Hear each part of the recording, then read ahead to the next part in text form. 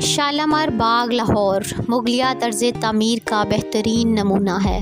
اسے شاہ جہاں کے حکم پر 1641 سے 1642 کے دوران تعمیر کیا گیا۔ تقریباً 40 ایکڑ پر قائم اس باغ کو محض 18 ماہ کی قلیل مدت میں 6 لاکھ روپے کی حقیر رقم سے مکمل کیا گیا۔ شالامار باغ کو ایک مستطیل شکل میں 3 مختلف تختوں کی صورت میں تعمیر کیا گیا۔ اس باغ کے بالائی اور نچلی سطح والے تختے مربع شکل اور مساوی پیمائش کے ہیں، جبکہ درمیانی تختہ چھوٹا اور مستطیل شکل کا ہے۔ شالامار کے باغ کے بالائی تختہ کا نام فرح بخش ہے، جبکہ درمیانی اور نچلی تختے کو فیض بخش کے نام سے جانا جاتا ہے۔ شالامار باغ کے بڑے داخلی دروازے نچلے تختے کے مشرقی اور مغربی دیوار میں بنائے گئے ہیں۔ باغ کے درمیانی تختہ کو شاہی باغ کا درجہ حاصل تھا، جبکہ بالائی تختہ بادشاہ اور اس کے حرم کے لیے مخصوص تھا۔ بالائی اور نچلے تختوں کو نہروں اور راستوں کے ذریعے 4 حصوں میں تقسیم کیا گیا ہے۔ بالائی تختوں میں کل 106 فوارے موجود ہیں، جبکہ نچلے تختے میں 153 فوارے اس کی شان میں اضافہ کرتے ہیں۔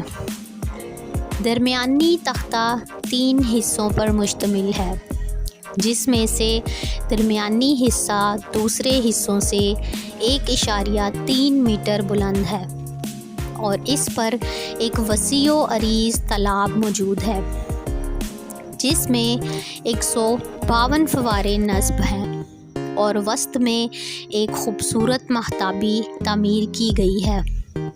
شالامار باغ میں متعدد عمارتیں تعمیر کی گئی ہیں۔ بالائی تختے میں شاہی آرام گاہ، بیگم کی خوابگاہ، جھروکا، دولت خانہ خاص و عام اور انتہائی شاندار ایوان تعمیر کیا گیا ہے۔ باغ کے درمیانی حصہ میں 4 عمارات تعمیر کی گئی ہیں۔ شاہی تخت بھی اسی تختے کی جنوبی سمت میں واقع ہے۔ شاہی حمام باغ کی مشرقی دیوار کے اندر تعمیر کیے گئے ہیں۔ باغ کے نچلے تختے پر دروازوں کے علاوہ صرف ایک عمارت جانب شمال تعمیر کی گئی ہے، جسے دولت خانہ خاص کہا جاتا ہے۔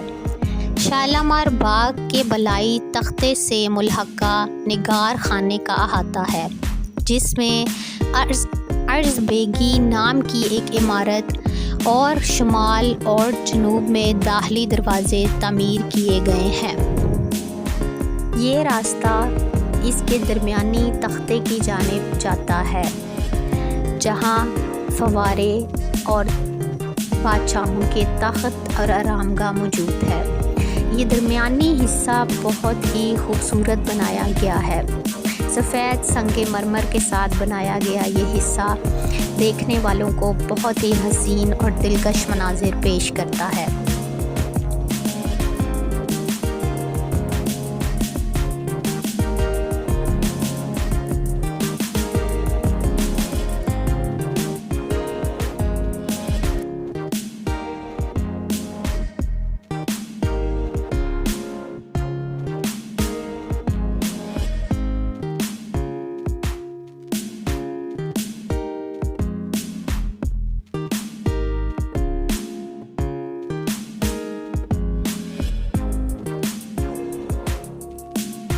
یہ راستہ آپ کو اس کے درمیانی تختے کی جانب لے کر جاتا ہے۔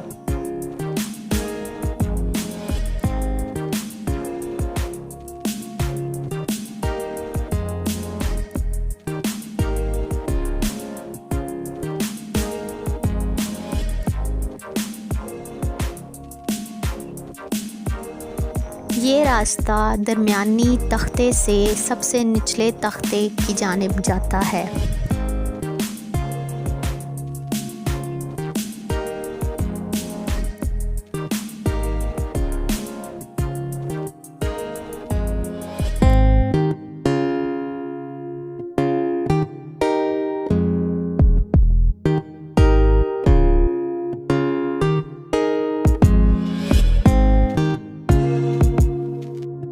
شالامار باغ کو مبادرات کے قانون مجریہ 1975 کے تحت محفوظ یادگار قرار دیا گیا ہے، جبکہ 1981 میں شالمار باغ کو یونیسکو کے عالمی ورثہ کی فہرست میں بھی شامل کیا گیا ہے۔ امید کرتی ہوں کہ FMB ولاگز کی اس کوشش کو آپ لوگ پسند کریں گے۔ Thank you so much.